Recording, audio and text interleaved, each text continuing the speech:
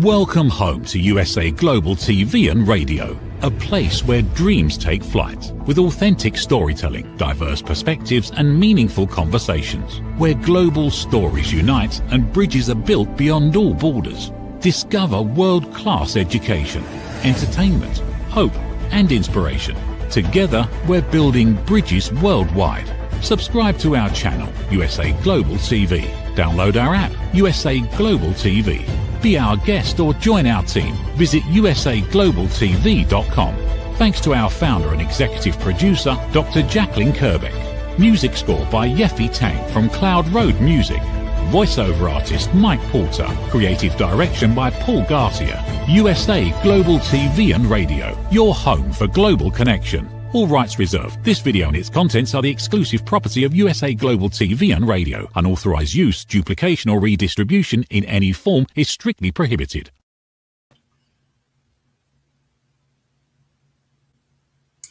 Howdy y'all, Randall Laughlin here. We're starting the show today, Houston, Texas. My guest is from Canada. And so again, international aspect of global, USA Global TV. I host 3 TV shows every Thursday. This is the first one. It's called the Corner Bookstore. And I have one called The Wise Ones, and my final one is called Talking Heads. And my topic today is the real driver of aging, damage versus repair. And that, of course, is about 2 hours from now. But when I'm not writing, I research the human body at the cellular level, chemically speaking. I look for cause and effect relationships. Treat a cause, fix a problem. Treat symptoms, and you'll always be treating symptoms. I specialize in age-related diseases, longevity, just health in general. But those are the focuses. Anything dealing with aging. My books are available at my website and everything else. We cover that down the road. But anyway, let's go ahead and just jump right in and get to our guest today, Canadian author Lynda Williams. Please join me up here on stage. Hi, Red. How are you doing? Exceptionally well, as always. And you? I'm doing very well, too. Thank you. It's great to be with you. I appreciate it greatly, too. You've been a Canadian writer for how long? You've been a writer for so long. Canadian's not a part of it, although I detected a little bit in a boot. I think we knew one of the words we did backstage. So you confirmed me that, yeah, you're from that part of the country up there. But anyway, so how long you've been a writer? Well, you know, I'm celebrating 30 years. My first byline was in 1996. And yes, I was quite young at the time. But it took a long time to get a book in the world. It felt like I was an emerging writer forever. Well, you know, that's not unusual. I mean, I think most of the people, we end up developing a skill at writing, but then, oh, you can write a book. No, I can't. Oh, you can write a book. You got, no, I can't. It's too hard. You know, we rationalize all the reasons why we can't write a book. And then all of a sudden, you know, it kind of grows back there. Yeah, maybe let me try it and see. And so when did you write your first book? So I started writing the stories in the collection around 2008, and I was really gung-ho about putting a collection together at the time. And I got so many rejections from literary journals that I started to lose faith in my ability as a writer. Publication had come to me quite easily at first, and then not so easily for a long stretch. So I actually walked away from fiction for about a period of 7 years. And it was along about 2021 at the early stages of the pandemic when I took the project up again and got serious about getting a book into the world. So the pandemic caused you to become an author. Pretty much. I was scrolling through social media way too much, and I was noticing people were using their time to write and realize this dream of getting published, and it made me jealous in the very best way possible. Interesting. I think there's a lot of things going on to transition from being in-person events to being on camera events, and then what do you do with your extra time because you're not commuting anywhere? There's a lot of things going on back then. Your first book, how long did it actually take you to write? So I spent 18 months revising the older stories and then writing maybe 7 or 8 new ones to round out the collection. Okay, so you have over a half a dozen books that you've written so far. No, this is my first collection. I have a fellow Canadian author who shares my name and the spelling of it, who is actually quite prolific in science fiction. So yes, this is my first collection of short stories and my first book overall. Okay, well, I'm amazed. I'm going to congratulate you right now because I was doing some research on you before we joined. And for a first-time writer to get the number of awards and recognition and honorable mentions and everything else, that's I'm just going to say, well done for your first collection. Thank you so much. Okay, so you started writing this collection of short stories, fiction and stuff. Tell us a little bit about your editing process. Yeah, revision is my favorite part. First drafts for me, especially in short fiction, are quite painful. It's just, yeah, sticking it out, button chair to get the words down so I can have something to work with, to shape and mold, and seeing my visions start to come together is my favorite part. Because when I look at a first draft, it's so far from the vision I had in my head that I do despair a little that I might ever reach what I was hoping to go for at the outset. But there is a point in revising and polishing where you get a glimmer of that original vision. And yeah, it just re-sparks your enthusiasm for the project. And it it re-inspires my faith in the whole writing process. What time frame and location are your books written in? So all of the stories are set pre-pandemic, and I did that very much on purpose because in 2021 I hadn't really begun to process everything that was happening. And in general, I'm not very quick at processing major things anyway. So I decided my characters would not be dealing with any of this till I figured out how a person dealt with it. But then because some of the stories had been written back in 2008, it just felt very organic to have them set in the near past. And then in terms of location, where they're set, I did want them to be Canadian locations. And mostly what I left for my readers, I would call Easter eggs, so that you might recognize a location based on street names and small details. But the story itself, you could picture anywhere. You know, it wouldn't matter if you're reading from the Pacific Northwest or somewhere in the southern states. You could still picture this in your hometown, right? Okay, so a little bit easier than mid 1800s London or someplace like that. So that at least that makes things easier because you're familiar with it.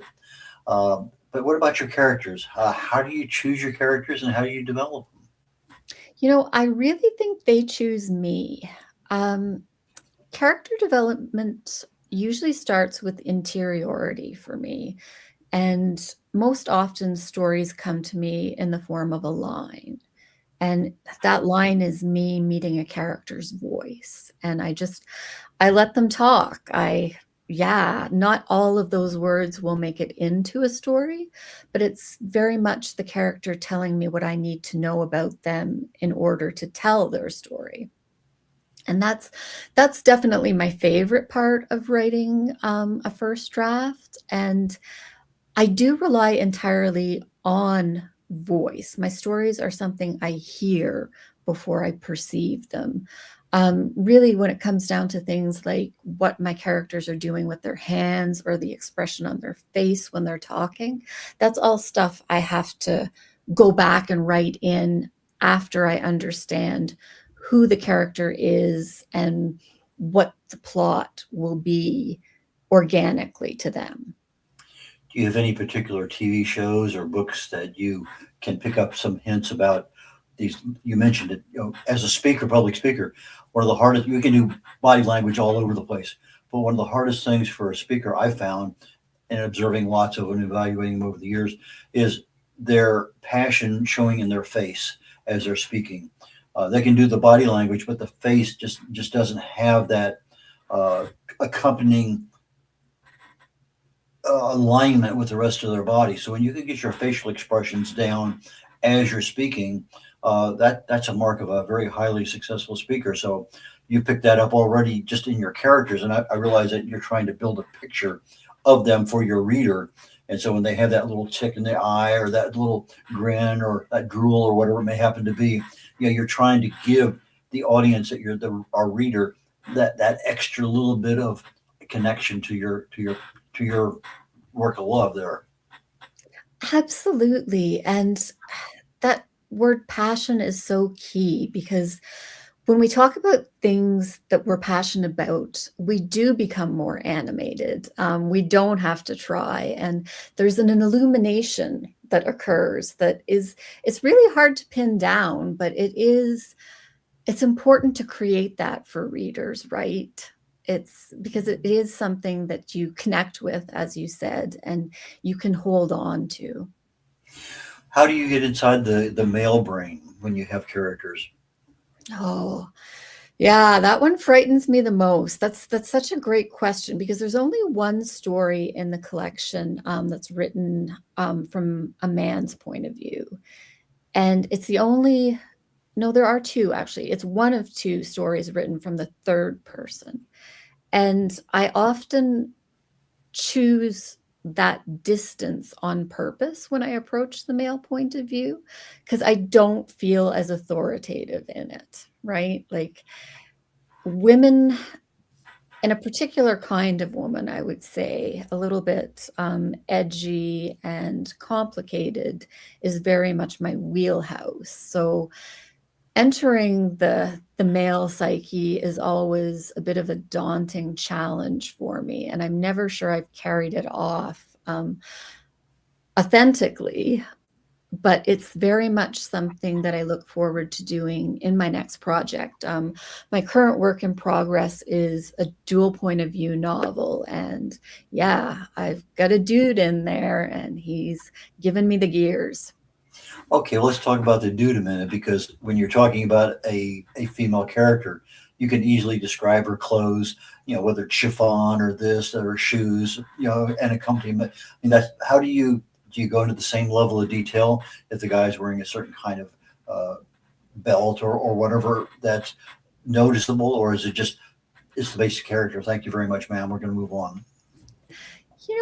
I don't dwell on clothes that much regardless, but I will say I like men's clothes a lot better than women's clothing.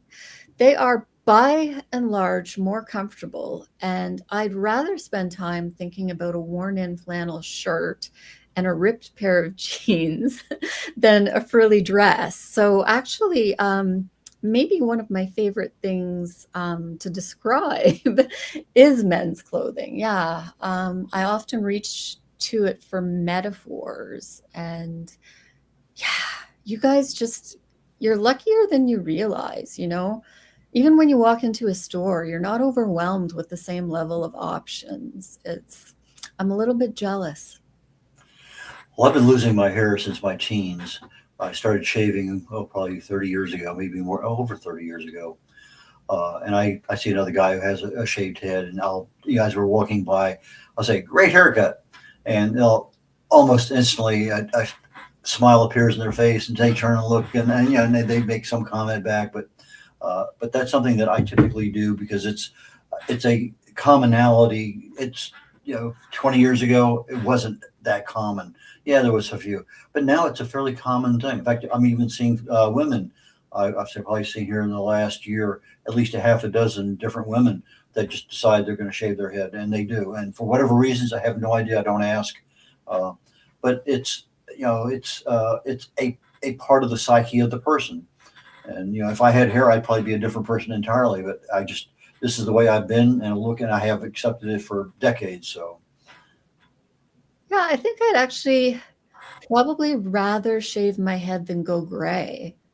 Either I'm going to be dying from a box or I'm going to get the clippers. well, that's always a personal choice, and you don't have to share that with anybody.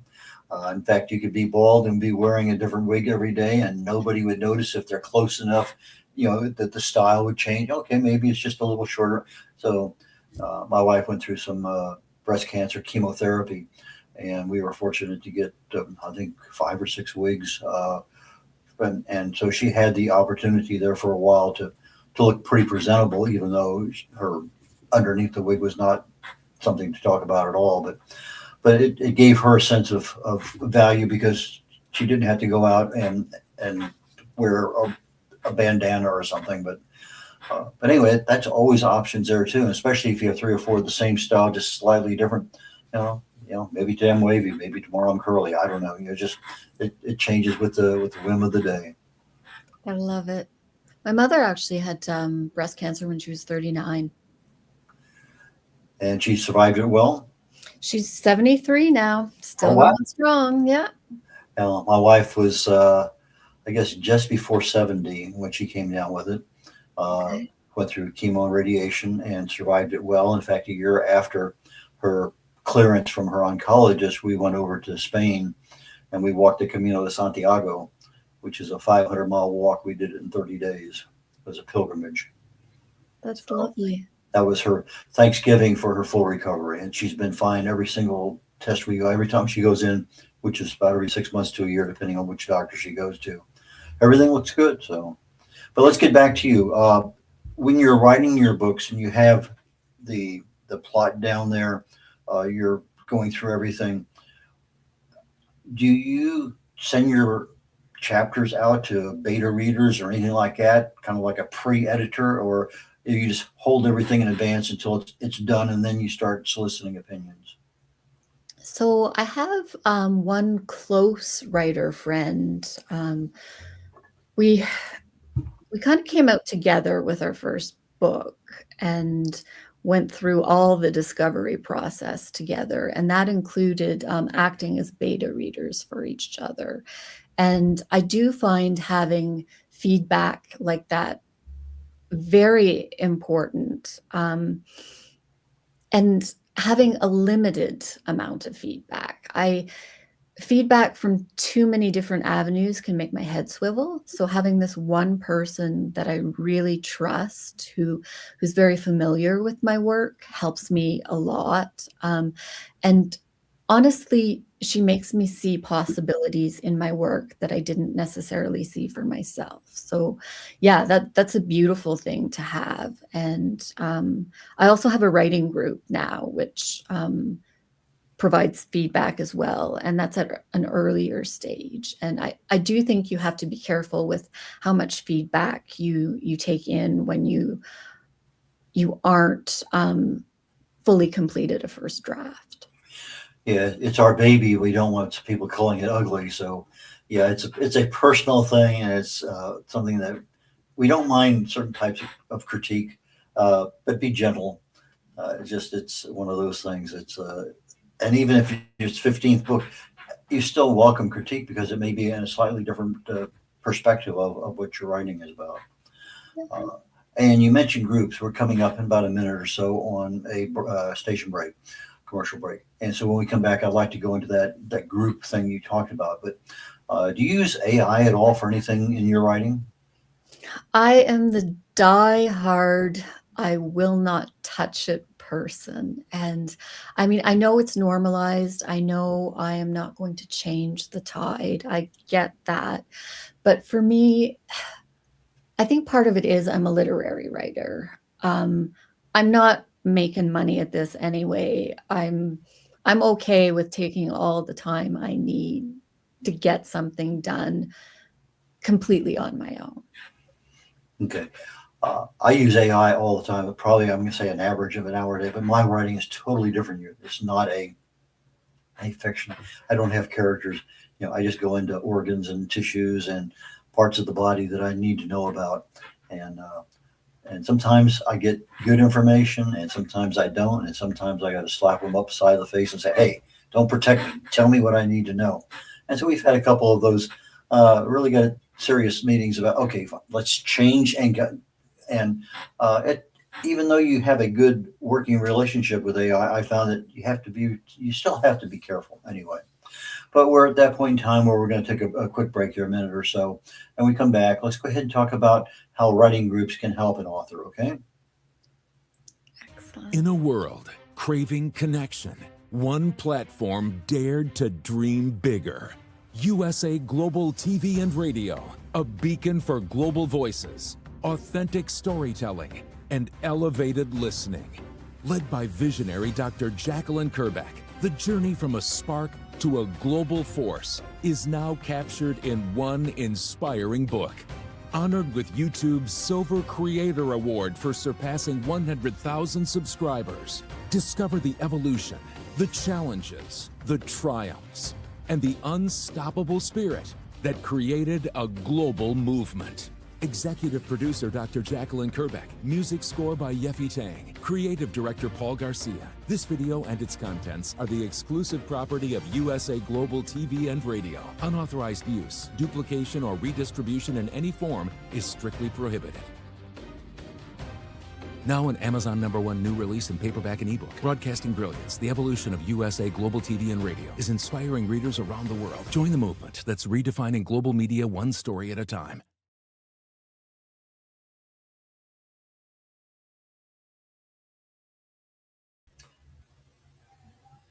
Howdy, y'all. Red Laughlin here. We're on the Corner Bookstore. My guest today is Lynda Williams. Lynda, please join me back up here on stage. Okay, we talked just very briefly about before the break, about AI, and then we said we're going to continue into the writers groups. I mean, I've had several of them that I've been involved with, and I find them to be fascinating. You get to talk to other authors, you get presentations and stuff. Tell us about your experience with the author community and groups. I don't know why I waited so long to seek them out. Earlier, I talked about how it felt that it took forever to emerge. And when I look back, I think, why did you think you had to cowboy it alone? Because I think writers groups can really accelerate your progress. Feedback is definitely a huge part of growing as a writer, and just reading other people's work and thinking about it critically in that way helps you grow in terms of your own revision. So there's a whole skill set you're practicing and offering to each other. But setting craft aside, writing is a bit of a tough row to hoe. It is lonely. There's a lot of rejection involved. So having people to cheer you on and having people to cheer for is so heartening. It really is what tides you over during the rough periods. And I find there's very much an ebb and flow to success. So, sometimes when things are going well, it comes in a wave, and that's lovely. And then you go through dry spells where nothing good is happening for you. But if there's something good happening for someone in your circle, at least you get to celebrate that, right? Okay, so do you use Microsoft Word, or do you have another preferred app, or whatever you want to call it, program to do your writing in? Yeah, I work on a Mac, so I use Pages, and then I export everything to Microsoft Word. Okay. What kinds of problems have you found at all in there? And the reason I'm asking this question is sometimes we have a problem and you get with another author and they say, oh, this is the way I did that. I mean, I found that to be fascinating. So, well, let me try that. Did you have any breakthroughs that, so I'm sure glad I came today. It was worth the cost of admission. Absolutely. And, in terms of technology, not so much, but in terms of questions people ask me, I think that's my favorite part of feedback. I had mentioned that the work in progress I'm dealing with currently is a dual point of view novel, and that's not the way it started out. It started out as single point of view, first person, woman's perspective. And someone asked me if I was going to enter this guy's point of view because, he has a significant role. He's the main antagonist. And I thought, you know what? I don't think I can match her swagger. So I said no. And then I thought about my answer, and I had to have a little talk with myself, because what it really sounded like to me was you're afraid to do this badly. And that won't start in a first draft. The whole point of a first draft is to do something badly.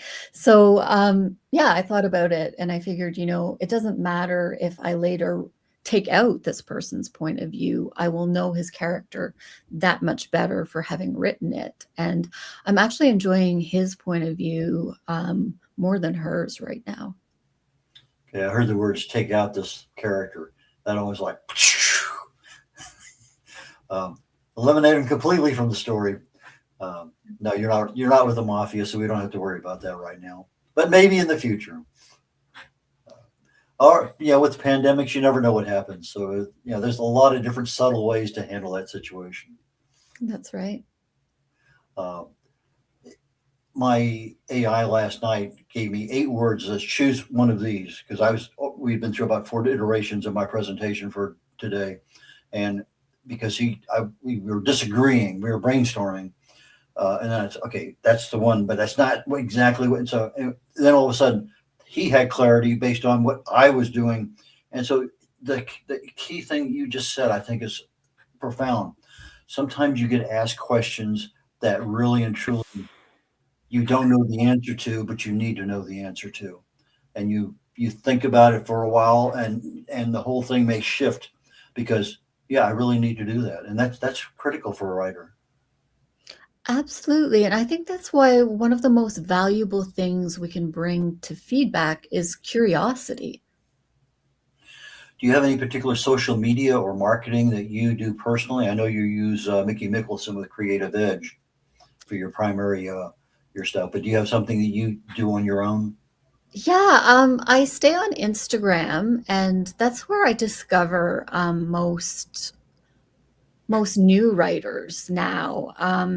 For a long time, writers seemed to hang out on Twitter when it was Twitter, and that's what I did. And it was lovely that you could just link to an article and then click on it and read someone's work and, discover the next book you wanted to read. So Instagram, I miss that feature, but it does seem to be where writers have migrated. And I use Facebook as well, some now too. For a long time, I wasn't active on Facebook, but I think there's maybe a different demographic of people there that I was missing out on. Did you start marketing when you started writing your book, or did you start marketing after the book was literally published? I started thinking about marketing consciously when I signed with Mickey, which was maybe 5 months before the book came out. Okay. And do you have any audiobooks on what you have? I don't know. Is that a plan? It's a consideration. I would love to read out loud. Like I really enjoy doing readings. Yeah, there's just something about hearing the words out loud, hearing your character's voice iterated that I really enjoy. Okay. Well, before when we were backstage, you said maybe we'll have an opportunity to have you read a paragraph from your book. So maybe this is a perfect tie into that. Yeah, I think that sounds lovely. This will be a section that I actually read at the launch of the book here in Calgary. There's a moment in your life, if trauma hasn't already come along and plastered shit over everything, when it's all new. Love, the apartment, your commute, buying groceries and paying rent. It's all precious and delicate, wrapped in tissue paper like a bra from Victoria's Secret. It's that moment before you cut the tags off and commit to the underwire, the padding and the lace that leaves a pattern on your skin. And maybe that's new for a while too, say 3 washings. And then you notice that love has funky toenails and makes a shitty roommate. The apartment is the size of a bathroom stall. Your commute is a slow march towards death, culminating with your arrival in hell where you spend eternity waiting in the wrong queue at Safeway. And every day is the first day of the month. Thank you. Definitely picked up the ability to see things and through the words that you're using. The cover of your book, why don't you hold it up? Let's talk about the cover very briefly. Where did that get done? So my publisher had David Morato is the name of the graphic designer he contracted for the cover. And I was really astonished by the amount of say I got to have in it. As a first-time writer, you don't necessarily know what to expect. But one of the beautiful things about being with the small press is sometimes you do get more say in these things. So I thought I would get to nod in approval when they showed me the cover they wanted for the book. And instead, I got to have an hour-long phone conversation with the designer about what we could do. And I was not expecting that at all. Wow, that's pretty interesting. Yeah. The book cover, the audio potential, do you have any thoughts about putting it into a foreign language? Wow. That would be fabulous. And actually, having grown up in Quebec, I wouldn't be reaching far. I would just love to see it come out in French. Okay, well, that was kind of the way I was going to ask the next question, but you jumped ahead of me, so no problem there. You have a beautiful smile, by the way. Just point that out to let you know. And for our audio audience that they are missing it. But anyway, the awards that you win, is that something that your publicist put you up for? Or is that something you decided you wanted to go for? Tell us a little bit about that story of getting the awards. Okay, so the Lieutenant Governor of Alberta Emerging Artist Award is something that actually happened after the book was signed with my publisher, but before it came out. So at that point in life, I didn't even know Mickey. It was something that I just heard about through the Writers Guild of Alberta. And I thought, you know what? Give it a shot. And I didn't think I stood a chance in heck at getting it, but I thought it would be really good practice at writing an artist statement, polishing my writer's CV, and getting my proposal out there, just getting practice, whether I wanted to secure a grant or a writer's residency in the future. I figured these are skills you're going to need, and why not start practicing now?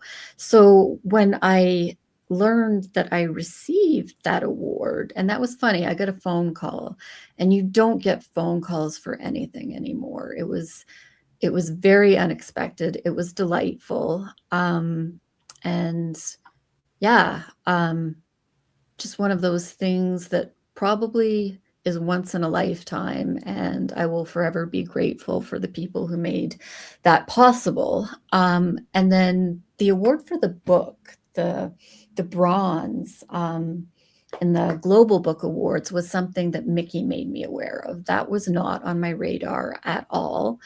And he encouraged me to enter that. And I'm so glad that I did, because it's not something that I would have been aware of otherwise. And maybe even something I would have had the confidence to do without his encouragement. Okay. Do you use any video trailers for marketing your books? I haven't. Are they still popular? Like, I hear different things, right? It's my first rodeo. Okay. The AI that you don't use uses that super easily. Now, let's say you have a 35-second commercial about your book that you write. I usually write it and then I tell my AI, clean it up, and then I come back and I tweak it again because I want to make sure it's 35 or 55 seconds. And then I turn it into whatever program I'm using, and it pulls images, and it will have the text at the bottom and whatever background music if appropriate, etc. And that gives me an MP4 video file that I can now place anywhere I want, Instagram, Facebook, whatever. And if you accompany that with one of the comments having your website or the place where they can buy the book, now you're showing them generally 30-second, 60-second video, which is fairly popular, yes. But it hones in on, for me, I can show the value of a particular aspect of whatever I do. But in your case, you're trying to get interest in your character, your book, the plot, the drama, whatever that may happen to be. I'm thinking it would be just as easy for fiction to do that. And maybe even if you had several of them, that, you know, this one was the first part of the book, and then part of that problem's been I mean, there's a lot of different ways I would think that you could, but that might be something to talk to Mickey about. That actually sounds like a lot of fun, and I'm sure AI would streamline the process, but I would very much like to make it an involved, people-oriented endeavor. Now, the easiest thing is I want 35 seconds. AI gives it to you in less than a half a second. I mean, boom, it's there. Yeah. And so now you tweak that, and it may be 40 seconds, it may be a little, but you're tweaking something. I don't like that word. No, that needs to get rid of that sentence. It gives you a start, but it also has the flow that you need because you define that in the prompt that you gave it to begin with. And so that's important that you know how to talk to the AI. And that's probably the most crucial thing that would come up. You know, I need a 35-second video. This is my audience. This is what my book's about. This is what I want. This is the value I want to tell the world about. And so you get all those things into a one-page prompt, and then boom, you turn it loose on AI. I don't like that. Write it again.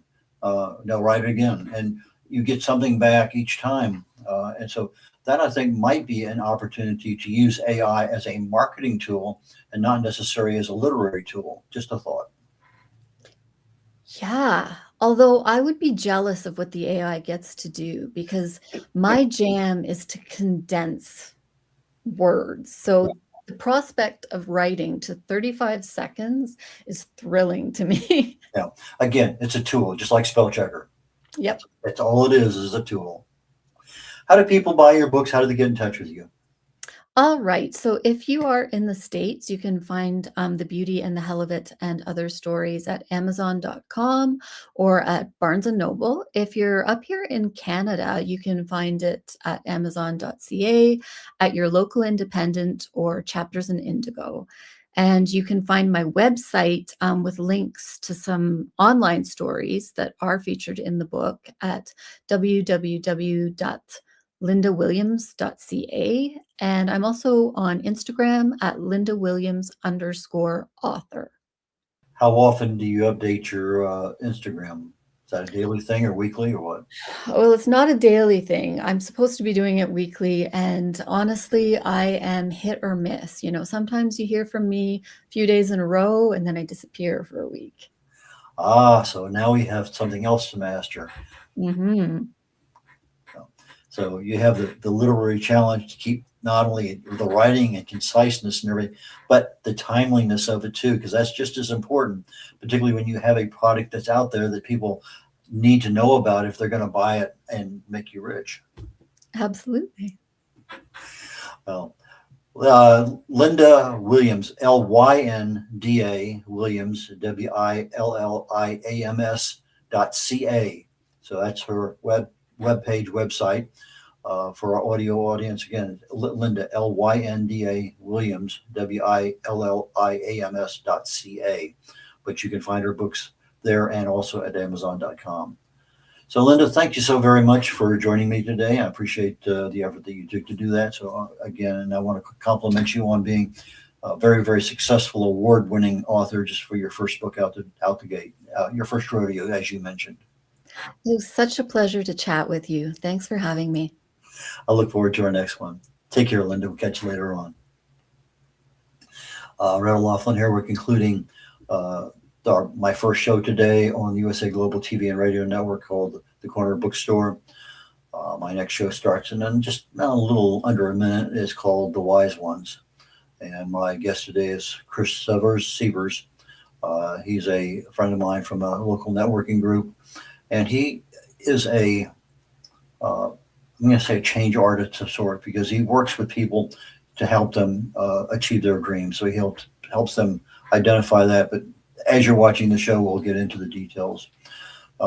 My final show today, to an hour and 30 seconds, hour and 20 seconds, 80 minutes from now, is called Talking Heads. And it's a show that I put on every week. I have a chance to talk to you about a topic that I like. My topic this week is called The Real Driver of Aging, Damage versus Repair. And that boils down to the fact that 24/7, our bodies are being attacked all over the place, every place in our body. Our bodies are resilient enough to repair all the damage. But what happens when you get older? So I am going to conclude today's show, and please join me again in 20 minutes if you can on the next one. If not, go to YouTube on USA Global TV and find the archives. Take care, y'all. Bye now. Is it true? Is it kind? Is it necessary? In a world quick to judge, one book dares to reveal the hidden cost of silence. Discover Holy but Harmful: The Silent Sin of Judgment, How Hidden Judgments Destroy Relationships and Damage Lives by Dr. Jacqueline Kerbeck. The Amazon #1 bestseller that's transforming the way we understand ourselves and the way we see others. Pick up the companion workbook to uncover your own hidden judgments and learn how to break free from them. Available now on Amazon and at fine bookstores worldwide. Thank you, viewers and listeners of USA Global TV and Radio, for joining us today. We're honoured to have your time and attention as part of our global community. At USA Global TV and Radio, we believe in the power of authentic conversations, meaningful connections, and creating a world of possibilities together. Want to be part of something bigger? Join our team of elevated listeners at usaglobaltv.com, a space where your voice matters and your ability to listen transforms relationships. Stay connected with us across all our platforms for thought-provoking discussions, expert insights, and empowering stories. Subscribe to our channels at youtube.com/c/USA Global TV. Follow us on social media and explore the endless opportunities we're creating for growth, learning, and inspiration.